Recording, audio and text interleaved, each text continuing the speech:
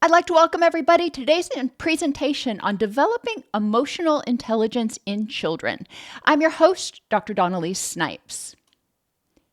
In today's presentation, we'll explore the impact of distress on mental and physical health in children. We'll discuss what emotional intelligence is and why it's important. And we'll identify tools and strategies to help children develop emotional intelligence, including identifying the feeling mindfully, down-regulating, examining the triggers and optional responses, and acting purposefully. So let's start at the beginning with stress, dysregulation, inflammation, and disease. We've been talking about that a lot lately, and it is even more true for children because children's brains are not finished forming yet, which means they're more malleable. And I usually use the metaphor of a clay pot. And children's brains are like a clay pot before it goes into the kiln. It is really easy to damage the clay pot if it hasn't been hardened off yet. Once we get to be adults, 24-ish, then it is a lot harder to damage the brain. That being said, we do know that chronic stress increases the excitatory neurochemicals and inflammatory markers in the brain and leads to what we call excitotoxicity and or neurotoxicity. With children, since their brains are more malleable and they're not as hardened off and protected yet, the effect of those excitatory neurochemicals and that inflammation is intensified. Those things are more able to cause brain shrinkage and changes in brain structure. Babies and toddlers do not understand emotions or coping skills. When we are born, we don't know what sadness is, happiness is. We know if we hurt, we know if we're cold. We know on some level if we're afraid, but we can't put words to that. It's just those are very basic sensory actions and sensory reactions that we have. Babies and toddlers learn from caregivers what is safe and that they are safe. When children experience overwhelming emotions, it can be terrifying and cause them to feel unsafe and out of control in their own bodies. And I dare say the same thing is true for adults. When we are just swept by a wave of emotions, especially these really intense, distressful emotions, it can be really scary. It can feel like you're drowning, if you will. And for kids, they don't know what's going on. They don't even really understand what emotions are. It's just like, I feel out of control. Imagine what it's like to feel unsafe in your own body, to feel like you don't have control of how you act sometimes. When in a state of distress, children notice stressors, like all of us, and cannot effectively learn. When we are in fight or flight, we are basically disengaging the prefrontal cortex, which is where all of our learning and organizing and executive functioning goes on, because all of our energy is dedicated to fighting or fleeing. So when children feel unsafe in the environment or in their own bodies, they are not going to learn as effectively. Chronic stress, whether it's they feel unsafe or their emotions are overwhelming and they don't know how to manage them, whatever that is, that chronic stress leads to inflammation in the entire body, including the brain, which also leads to dysregulation of a variety of hormonal and neurotransmitter systems, and disease. Chronic stress causes imbalances in the nervous system. When people are chronically stressed, it's like working a muscle. The muscle that you're working gets really strong, but the muscle that you're not working gets even weaker. And when my bicep is super, super strong, if my tricep is super, super weak, my tricep can't oppose. My tricep can't undo what my bicep is doing. Same thing is true with our nervous system. When our sympathetic nervous system, our stress response becomes too strong, then it's really hard for our relaxation response to counteract it. It doesn't have the strength or the power to counteract it a lot of times. So this chronic stress, chronically working that sympathetic nervous system and ignoring or not working that parasympathetic or relaxation part of our nervous system, leads to imbalances in our neurotransmitters. The stress neurotransmitters are, wide open. The relaxation neurotransmitters, not so much. Our hormones, including our thyroid and our gonadal hormones, our gut microbiome that breaks down food to help us make the hormones and neurotransmitters that are needed to survive at that point in time. The environment in the gut also becomes inhospitable to the good gut bacteria. And our circadian rhythms get out of whack. When we're stressed, we don't sleep well. When we don't sleep well, that's one of many things that contributes to throwing our circadian rhythms out of balance. All of this leads to problems with children's health and mental health. Physically, we start seeing sleep disorders in children. They may have insomnia, they may not want to go to bed, they may have night terrors, a lot of those things. Now, all children go through periods where they don't sleep quite so well or they have nightmares or something. But we do need to recognize, is this just a little phase? They saw a scary movie, or is this a developmental issue or a stress-related issue? As we develop uncontrolled or constant inflammation in our body, we start to see the development of autoimmune disorders, insulin resistance, diabetes. Now, they have shown that type 1 diabetes does have a lot of autoimmune components to it, but they've also shown that type 2 diabetes, recently, as a few years ago, they started showing that type 2 diabetes also has autoimmune components associated with it. So insulin resistance and diabetes are potentially associated with chronic inflammation. When we are stressed, what's one of the first things our body does? It dumps blood sugar so we can fight or flee. If we are constantly dumping blood sugar, then our insulin receptors are going to start becoming resistant. Think of it like, periodically every 10, 15, 30 minutes, eating a whole bag of M&Ms. I mean, that'd make just about anybody sick. But it's sort of that same thing where we're getting those regular spikes in blood sugar. Obesity.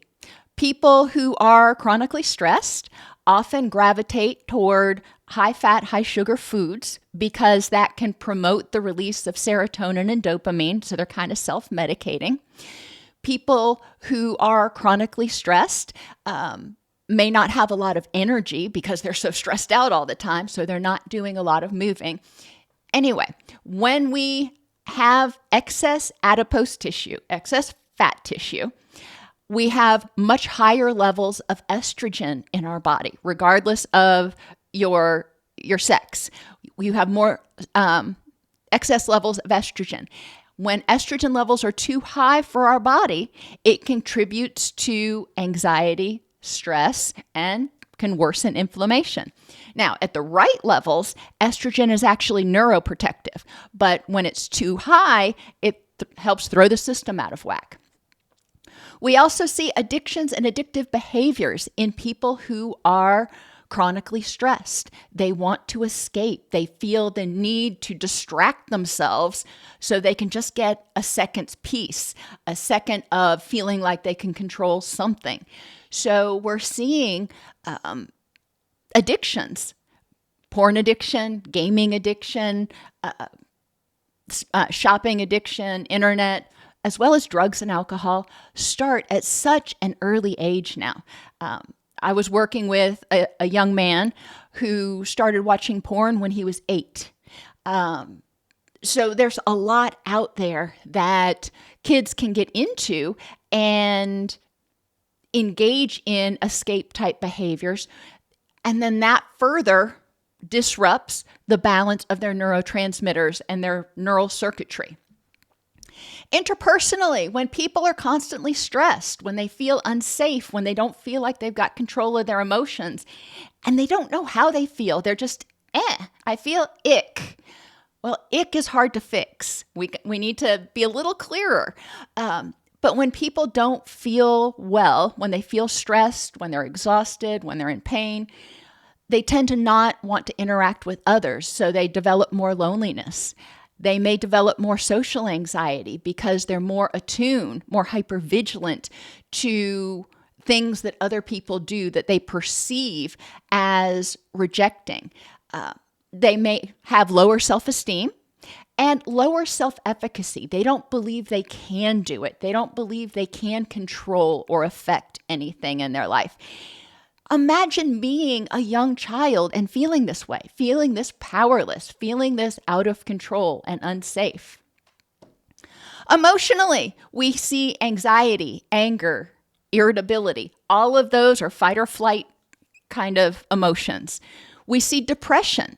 Sometimes it is depression from feeling hopeless and helpless, and sometimes it's depression from feeling exhausted. I'm stressed and angry so much of the time, I just don't have a lick of energy left to get excited about anything. I just don't care.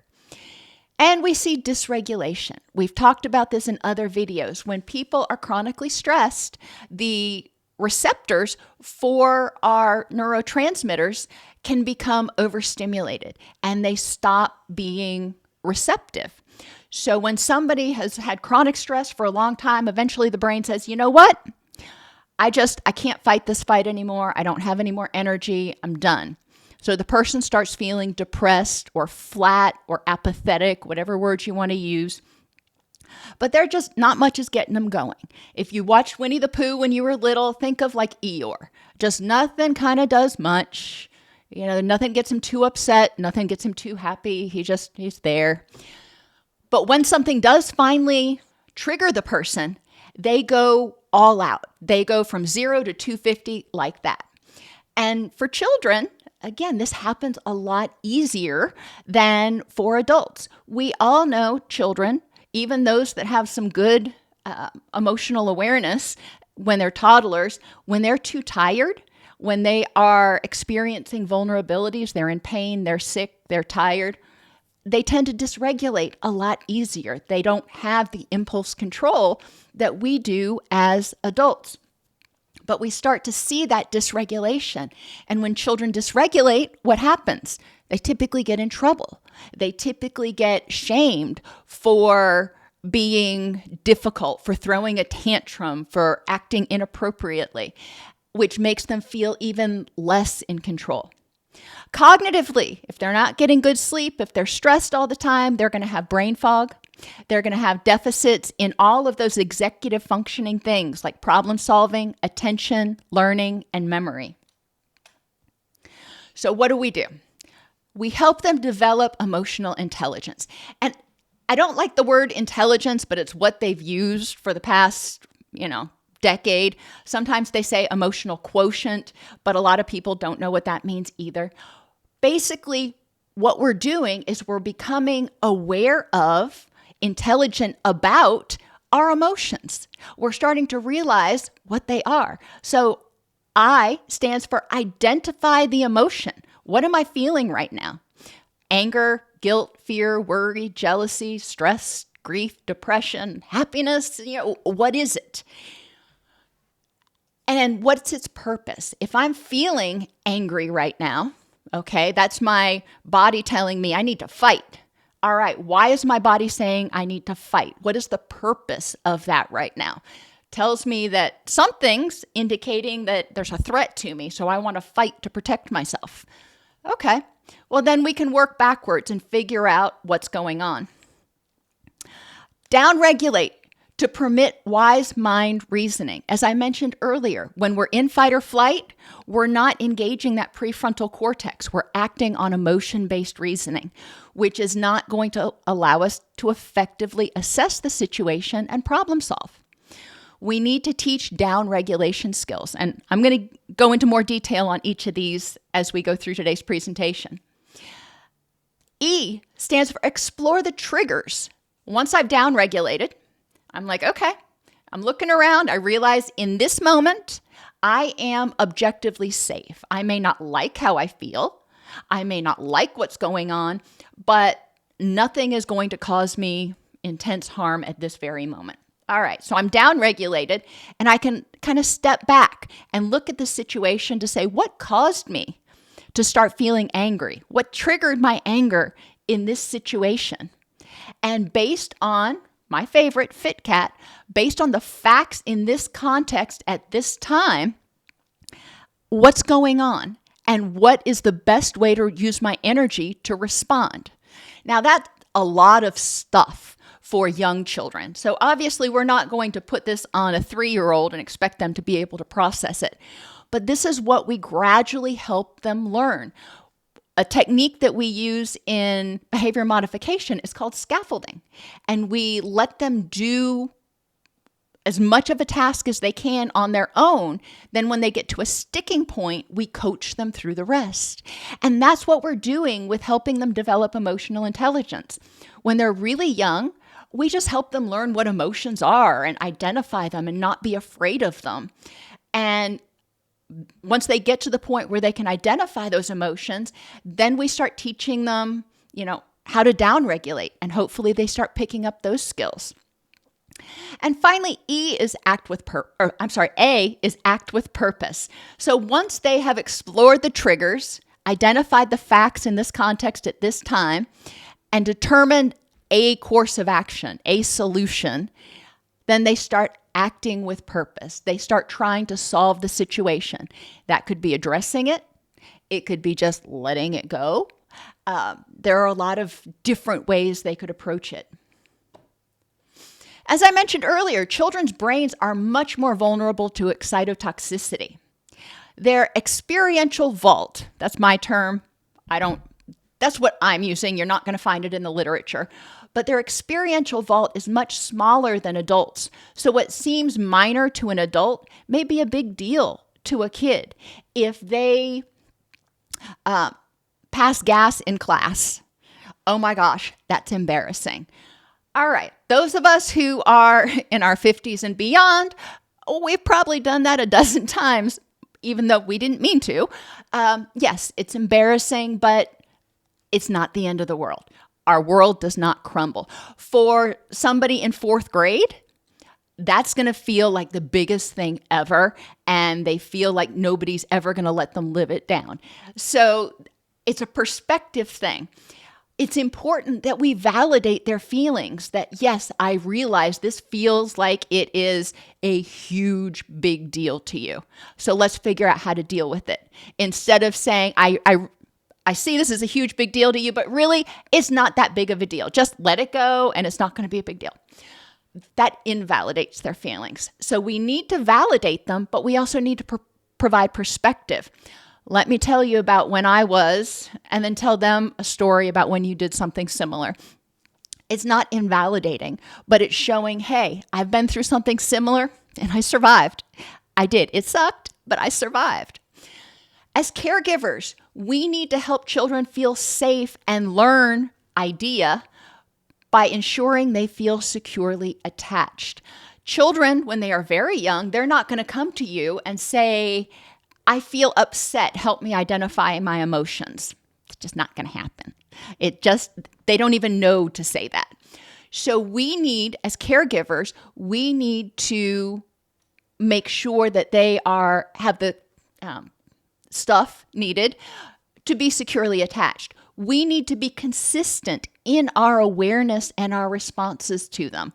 We need to not be, attentive to them on Monday, and then by Thursday, we're so worn out from work and everything else, we're just spending all of our time playing games on our mobile device or something. So Thursday through Sunday, they're like, are you even paying attention to me? We need to be consistent in our awareness of them. Doesn't mean we need to helicopter parent, but we need to have a presence that they can say, I know that caregiver is there. And we need to be consistent in our responses. If something is not okay on Tuesday, it's not okay on Saturday.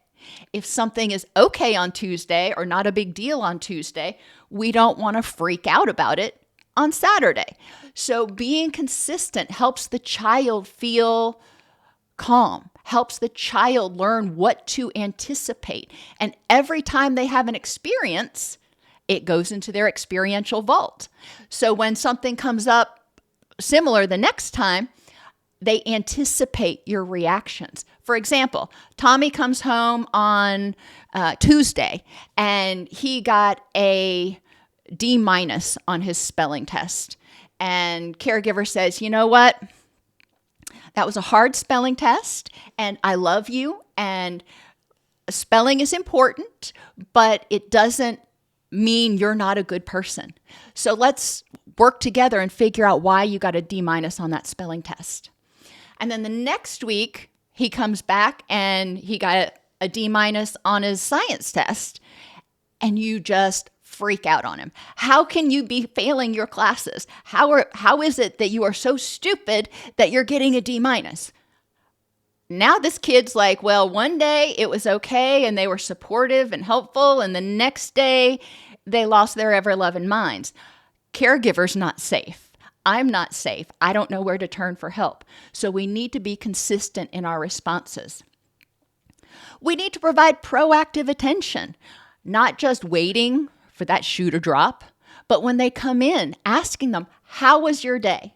Tell me the best thing that happened today. And, maybe tell me the worst thing that happened today. But that way we're getting them to talk to us. We're getting them used to talking to us.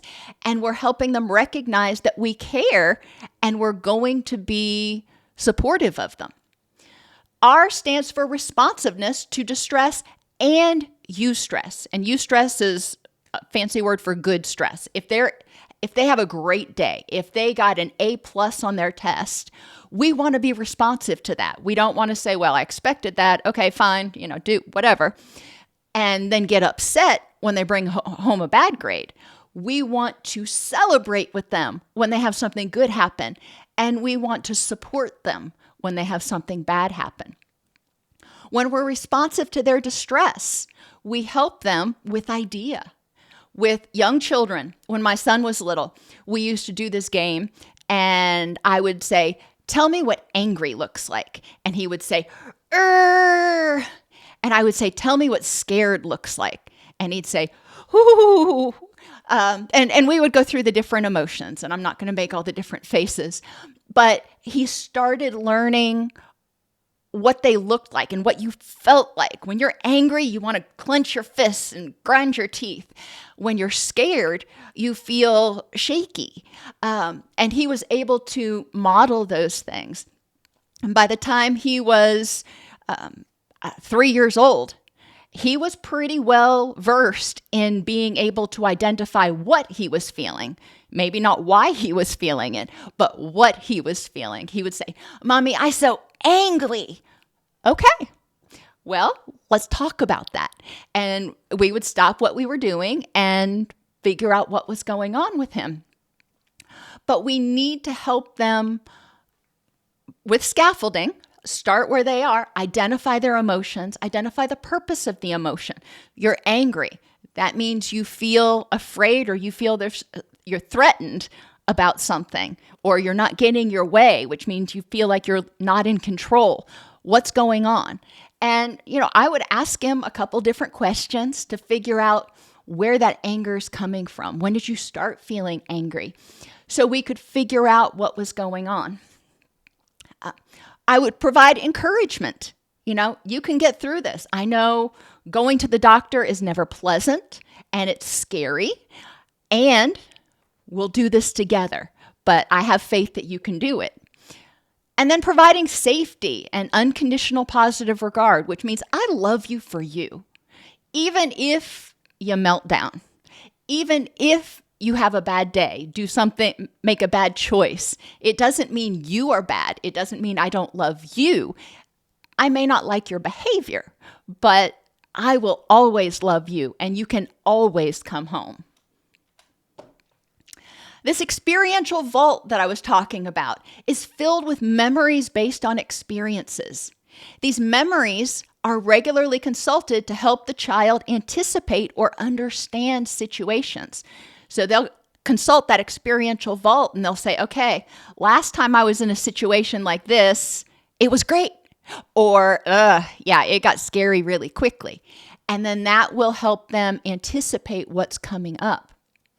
If the experiential vault is filled with memories of unsafeness and powerlessness, the child will continue to expect the world to be unsafe, and they will perceive things as excessively threatening, and they will perceive themselves as powerless.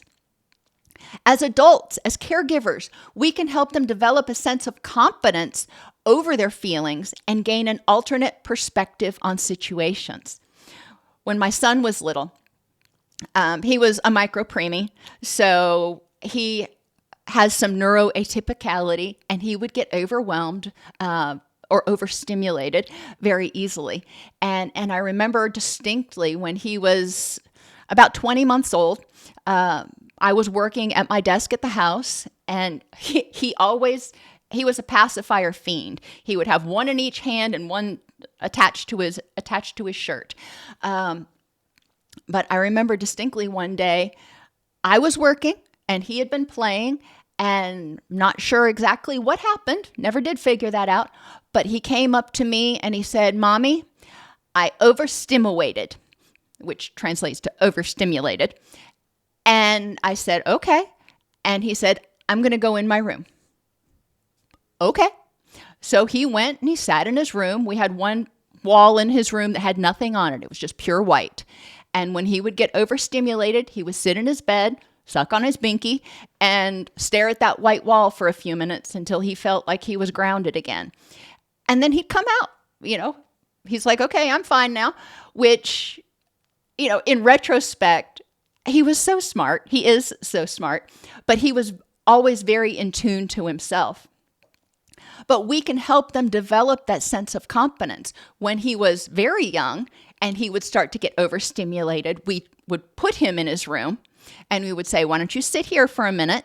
And literally 1 minute, and just take a few breaths and look at the wall and let me know, when you start feeling a little bit better.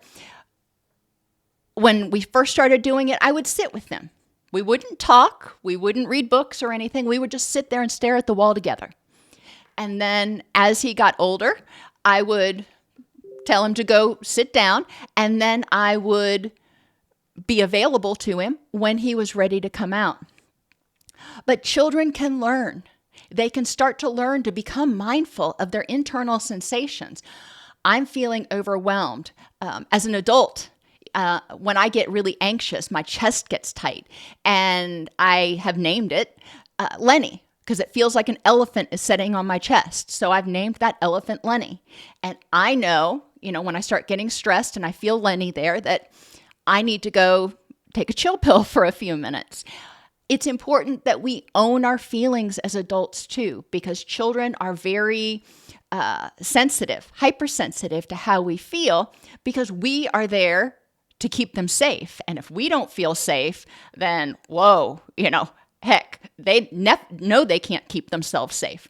So if I'm in a bad mood, if I'm feeling anxious, I need to make sure that I communicate to the child or the children, Mommy had a really bad day today, and I love you guys, and I want to spend time with you, but I need 20 minutes to go be quiet or sit in timeout or whatever phrase you use. And kids will understand that, but they don't have wonderful boundaries when they're young. So it's important for them to hear it from you. Otherwise, they're going to personalize it. They're going to think, I made Mommy mad, or caregiver doesn't want to spend time with me because they hate me. No, not necessarily. Could be they just had a bad day.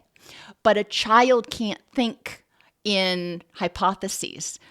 Cognitively, literally, they cannot think in hypotheses about what other things could be causing Mommy to be in a bad mood until they get much older. Early childhood experiences teach children whether they're safe and can trust their caregivers. If they are regularly feeling unsafe, they're cold, they're startled, they're hungry, and caregiver is not appropriately meeting their needs, then they feel unsafe and powerless. Erikson's psychosocial stages of development, the first stage is trust versus mistrust. They learn to trust that others will help them. They learn to trust themselves, their feelings. In infancy, to establish secure attachment, obviously you're not going to reason with a 3-month-old, but we need to be consistent in our responding. And that doesn't mean every time they cry, pop a bottle in its mouth. That means every time they cry, listen to try to figure out what they need, because it's not always a bottle. Provide attention and interaction with the child. If the child knows that you're there, remember at this age, they don't have object permanence. If the child knows that you're there, that's a good thing. If the child associates your presence with fun or with things that make them happy, even though they don't know what that word is yet, then they will look forward to your presence. And we want to respond and recognize the impact of the environment on the child and help them feel safe, which is kind of what I was talking about with number 1, owning our own feelings. And it's wonderful. It's a great modeling tool for a caregiver to say, you know what, I'm feeling really overwhelmed. I need to go sit quietly for a few minutes. Oh, wow. So the child learns something that they can model that's healthy. We also want to recognize the impact of the environment, whether it's too hot or too loud or too smelly or too something else. If it is overstimulating the child's senses, they can't effectively communicate that. So we need to figure out what's going on so they are not feeling overwhelmed and overburdened in their environment. In infancy, we need to pay attention to parental stress, loud noises, physical discomfort, lack of object permanence. Remember, for young children, you go out of the room, they think you've disappeared. They don't recognize that you're on the other side of the wall or the other side of the couch, which is why peekaboo is so incredibly fun up until, the toddlerhood. And separation anxiety. This is when we get a little bit older, but when children start to get anxious when their caregiver goes away. Part of them is going, I don't know if caregiver is going to come back. After several experiences that they can add to their experiential vault of caregiver going away and then caregiver coming back, they start learning, hey, they're going to come back. This isn't so bad. When I started my son in preschool, he was 24 months, 2 years old.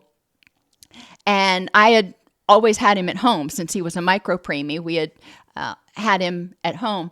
And I remember the first day I dropped him off at preschool, which we had vetted. It was a great school, great teacher. He cried. And, I tried to be strong, and I went around after he went down to his classroom. I went around the wall and I cried. The second day, not the second week, the second day, I took him. And his teacher met him at the door. He grabbed her hand. He said, hi, Miss Jessica. Bye-bye, Mommy. And turned around and walked away. I went around the wall and I cried again. But he knew that I was going to come back. He knew I was going to come back. And that's what we need to make sure, recognizing that behavior is communication. If children become inconsolable when we leave them, they're saying, I'm afraid for some reason, and we need to figure out why they're afraid. But we also need to use those words. I know it's going to maybe scary that I'm leaving, but I promise I'll be back. Strategies, swaddling at any age can be helpful, but definitely for infants and toddlers, swaddling where they're feeling the compression of the blanket can be very soothing for a lot of them. Now, if they're neuroatypical, this is not necessarily true. So always judge it by the individual. We've found that when we are hugged, when we are swaddled, it actually increases the levels of oxytocin, our bonding hormone. And oxytocin has the ability to help regulate that stress response.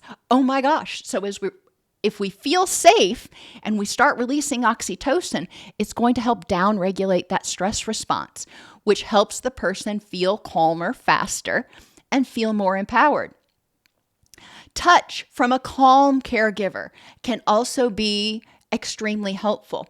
If caregivers are upset or stressed out, and you've seen this in people in the grocery store or wherever, or the airplane, and their baby starts crying, and they're trying to calm the baby, and you can see they're getting stressed. And the more stressed they get, the louder the baby screams, because the baby's picking up on that stress. So a stressed out caregiver trying to calm a baby, it ain't going to work most of the time. I'm just telling you that. Having a calm caregiver, which means caregivers, we have to learn how to downregulate. We have to learn how to activate that vagus nerve, slow our breathing, so we are not literally oozing stress. Help the child feel safe when startled. We can't prevent them from being startled ever. It's going to happen. So instead of creating this very sanitary, safe, quiet environment, noises happen. People drop things. Dogs bark. Child startles. Okay, that was really scary, and I understand that. Hug. Help the child downregulate whatever works for them, and then talk about what happened. I know that was really scary. You were just starting to get to sleep, and the doggy started barking. So you're using those feeling words. You're helping them identify, I felt afraid, and caregiver responded, and I am safe. Responding to their actual needs. Don't just give them a bottle. That's one of the mistakes I see in a lot of parents, especially ones that didn't have good parents themselves. They think the solution to everything is just give them a bottle. And sometimes that's it, but not always. And finally, recognize behavior, including cries and avoidance, as communication. If the baby is crying, or the person, child, toddler, elementary school kid is crying, they're upset. Now, they could be angry crying, they could be scared crying, or they could be sad crying. There's a lot of different crying we can do. They can be ugly crying, but they're crying, and that's communicating something to us. And we need to pay attention to what that means. What are they trying to tell us with their tears that they can't tell us with their words? When my daughter was little, oh my gosh, when she was even in kindergarten and elementary school, if my husband would look at her cross-eyed, we'd have these big alligator tears coming down. And my husband is the calm one in the family. I'm the one that's a little bit high-strung. But if he would look at her cross-eyed, oh my gosh, all he would have to do is say, I'm really disappointed in you. And she would just dissolve. It was heartbreaking, but it was interesting to see the difference in reactions. But understanding that when she would start to cry, that indicated she felt guilty for what she did. And to a certain extent, she was afraid she was going to be rejected. Until children have experiences where they get in trouble and they're loved anyway, because we don't like the behavior, but we do love the child. Until they learn that through experience, there's going to be a certain part of them that's constantly afraid of rejection and abandonment. And I do want to mention avoidance, especially in infants, avoidance at any age. If a child is not making eye contact with you, if a child doesn't want to play with you, but as an infant, if you come close to them and instead of looking at you, which they normally want to do, they avert their gaze, that tells you that something about your presence is overwhelming to them. And so we need to recognize that and figure out what is it? What's going on that is, I'm overwhelming this child right now, or this child is overwhelmed. And take steps to help them feel more comfortable. Especially as infants, when they can't communicate, they don't have words, we need to pay close attention to their nonverbals, still using our own words. Even though they can't talk, the more they hear words like afraid and sad and tired, I know that's not really an emotion, but it happens, the more easily that will integrate into their vocabulary as they get older. In toddlerhood, children go through those developmental stages of, I can do it, I can dress myself, and I can potty by myself. Those are the two big things of that stage. And initiative. I can start things on my own. I can ask you if you want to play a game. I can initiate something and people actually want to do it with me. I'm powerful. Imagine I can ask you to do something and you do it. Cool. Strategies during toddlerhood to help children feel safe and develop this emotional intelligence. Help them learn their emotions. There are really good books on Amazon that you can get about different emotions. So they can read stories about kids experiencing these emotions. And some of them have anthropomorphized, I can never say that word, the emotions themselves. So you may have the anxiety imp. So anxiety itself is this little imp that runs around in this story.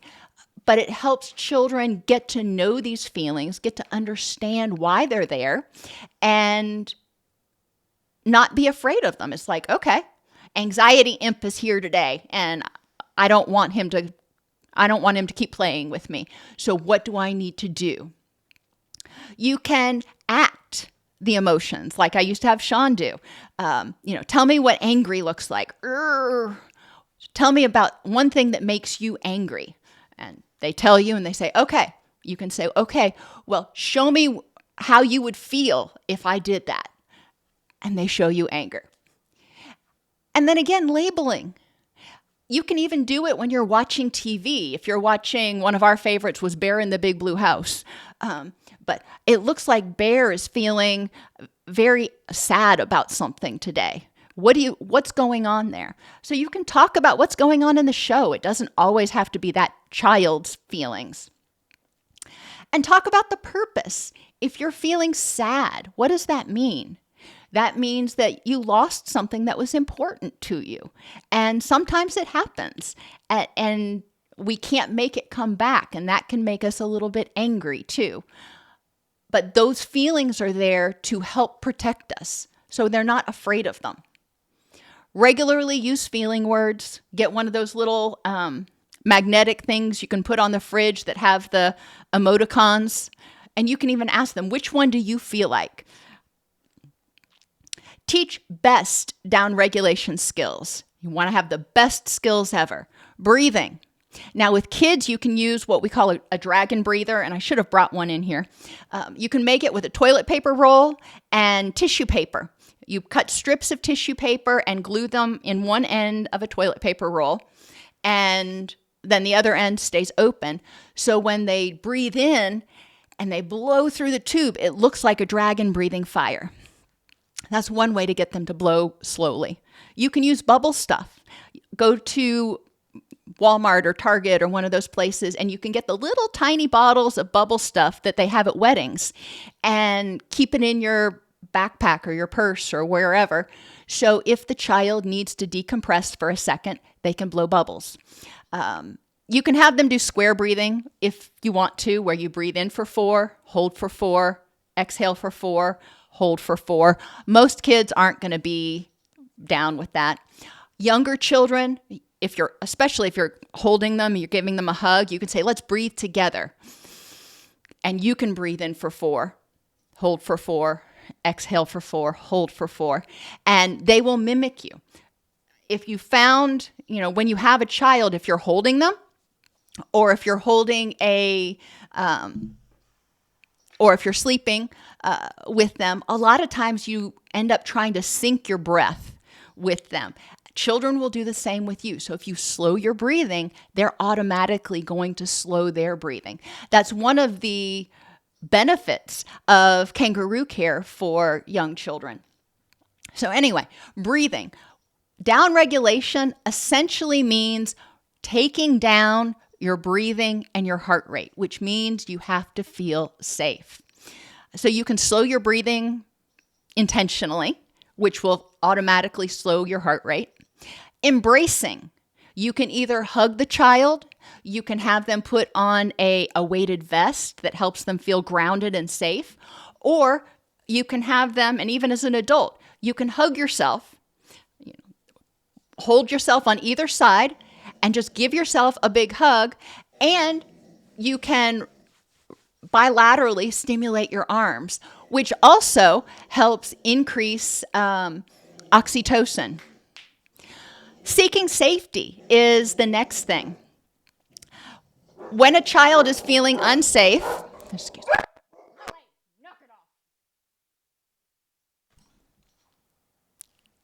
Sorry, bird on the window. When the child's feeling unsafe, you can encourage them to seek safety. If you're feeling angry, anxious, depressed, however you're feeling, come see me. I am more than happy to talk to you. Or if you're at school, go see your teacher. They will talk to you. They will help you. And then tolerating distress, because sometimes distress, it just isn't going to go away. But if we get angry or upset over the distress, we're just going to turn up the volume on that. I use the metaphor of a bee. If you have a bee on your arm, the first reaction, you want it to go away. You want to swat at it. Unfortunately, that's probably the fastest way to get stung. So just like tolerating distress, our first urge when we feel angry or anxious or afraid, we want to make it go away. But sometimes we can't do that. We can't swipe at that bee, we can't swipe at that feeling and make it go away. If we start swiping at it, we may actually make it worse. So we just need to tolerate it for a moment. It's not going to overwhelm us. It's not going to consume us. We may not like it, but eventually it will float away on its own. Role play with children. If they have difficulty managing their anger on the playground, for example, role play some of those scenarios where they typically get angry.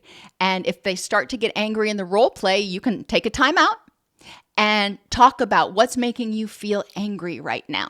And a lot of times it has to do with loss of control. Examine the facts in this context at this time. To a toddler, a dog that is jumping around like a crazy being may feel very scary. It may feel very dangerous because they're like, oh my gosh, this dog's going to attack me. When in reality, it could be a dog that's just really excited to see you and has very poor manners. But the child doesn't know that. It doesn't have anything in its experiential vault to say, oh yeah, that dog's just kind of nutty and is happy to see me. They're just seeing this very large thing bouncing around and coming towards them. So we need to stop and say, I know that seems really scary right now, and kneel down with them. However, Lily is very sweet. She's just excited to see you. And then support them through interacting with that particular animal. Starting a new class is scary. Well, yeah, it can be. So let's validate that. But let's also examine the facts in this context at this time. Let's look around. What in this situation right now, what is scary? What is threatening to you? And let's talk about it. And what are your plans? You know, if you start feeling afraid, what can you do? What are you empowered to do? And when you've started new classes before, you know, maybe they're going to elementary school from kindergarten. So when you started kindergarten, what happened in that? Was that scary? Did that actually turn out to be a threatening or harmful, hurtful thing? Or was it really okay? You were just anxious going into it. So we can talk about those things. Even, 5 and 6-year-olds can grasp these concepts. And finally, you hate me. Well, let's examine the facts in this context at this time. Am I angry because of something you did? Yeah. Do I dislike the behavior that you did? Yeah. Do I hate you? No, not at all. I love you. And reiterating that. What is the evidence that you have that I hate you? And let's talk about whether that evidence is accurate or not. Am I angry? Yes. But it doesn't mean I hate you. So correcting those incorrect assumptions. We want to help children recognize their vulnerabilities and set them up for success. Sean, when we would come after school, he would have been holding it together so hard all day long because he wanted to be, good. He didn't want to get in trouble. And he didn't have his ADHD diagnosed at that point. So, he really had to struggle to hold it together. So by the time school was over, he was ready to just let it all out. Taking him to the grocery store right after school was guaranteed to be a mistake. It was guaranteed because he needed 20 minutes to just let out some of that nervous energy. And so that's what we did. I didn't set him up for failure. I didn't take him to the grocery store anyway and say, hey, you just got to learn how to deal. I said, I recognize you are at your brink. So let's do this.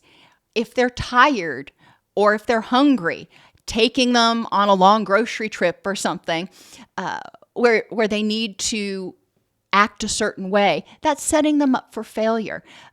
Recognizing that, set them up for success so they're less likely to get unnecessarily angry or anxious. And teach mindfulness of vulnerabilities and feelings, helping them recognize you didn't sleep very well last night. You seem kind of sleepy and you seem to be having difficulty right now making good choices. Do you think it has to do with not getting good sleep last night? Most of the time, the answer is yes. So sleep, sickness, and hunger, those are the ones that, and pain, those are the ones we come back to most often.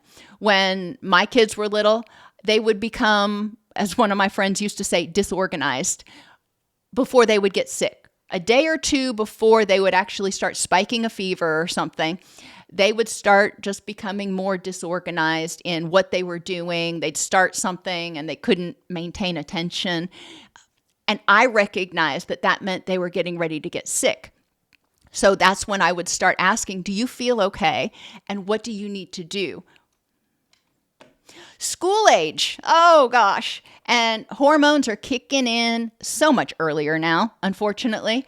But during this phase, children are trying to develop a sense of competence that there are things that I can do that I'm good at, and independence.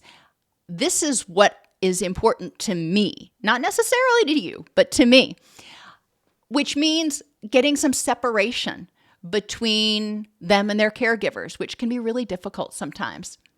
And towards the end of this school age period, hormones kick in.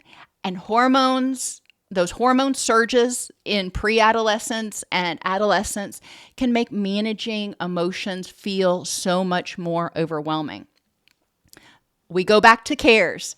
Consistently check in and express interest and awareness in how they're feeling. Actively ask them how things are going. Pay attention, know their friends' names, know the activities they're involved in at school. Ask them how those things are going. And again, ask them something that's a little more off the wall, like, what was the best thing that happened today, or what made you laugh at school today?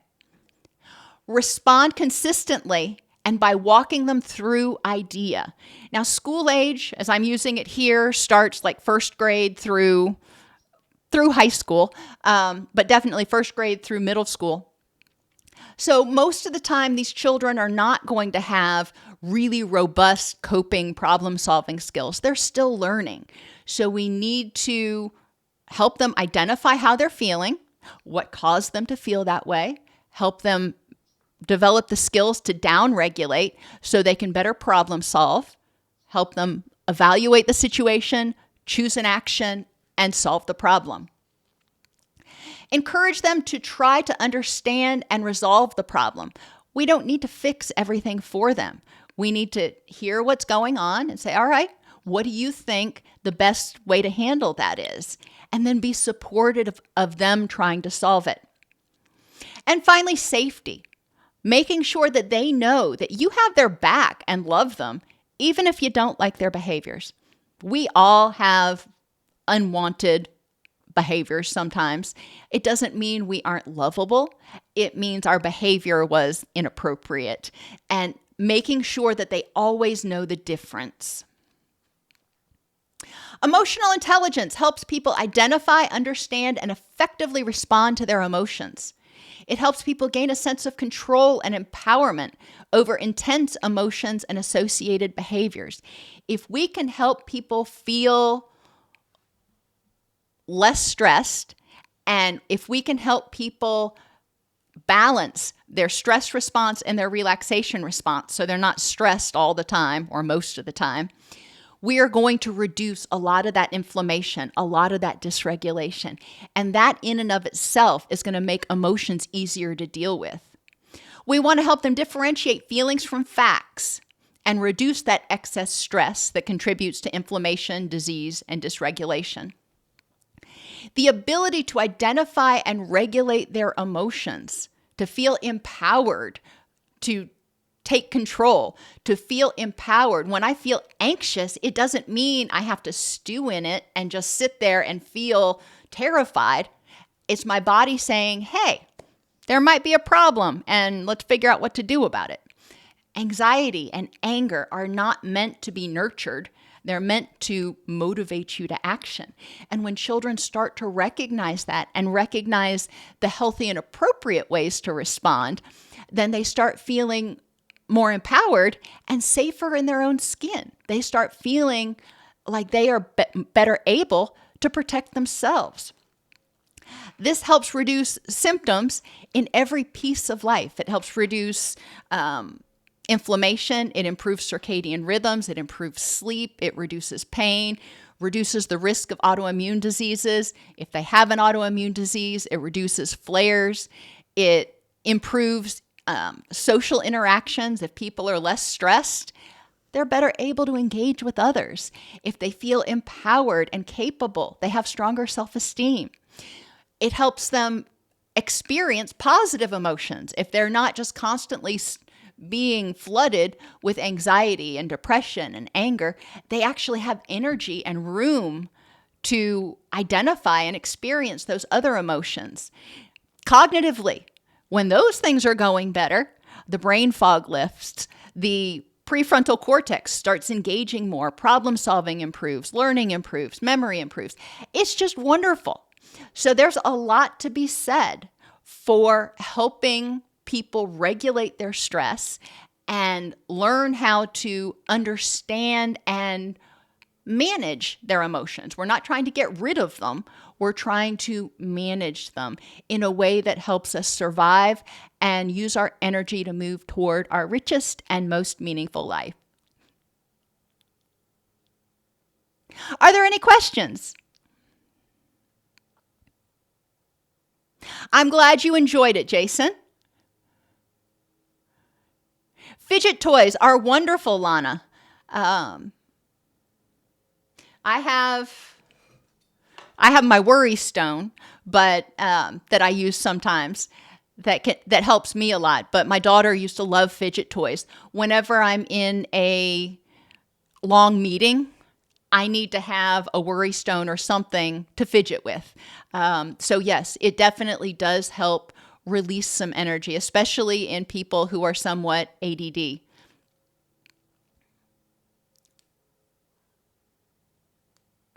Jay, I agree that it's a shame that so many kids struggle in school because they're afraid and they're stressed out all the time.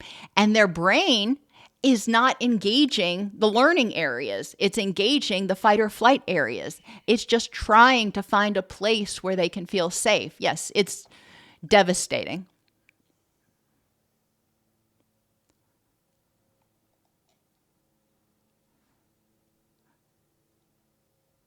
That's awesome, Lana. I'm glad you got them for yourself too.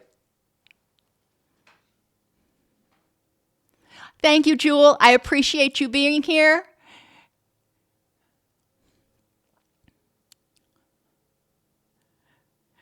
Hello, Nia and Lindsay. I didn't see you come in. Good to see you. I think I saw Teresa earlier. Hi to you. Hi, Claudia.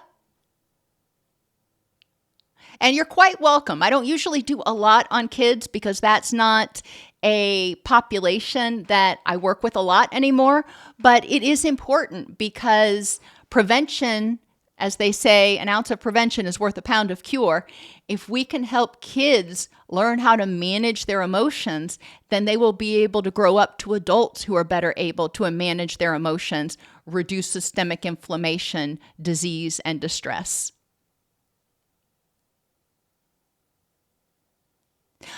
Alrighty, everybody, have an amazing rest of your day, and I will see you next Wednesday.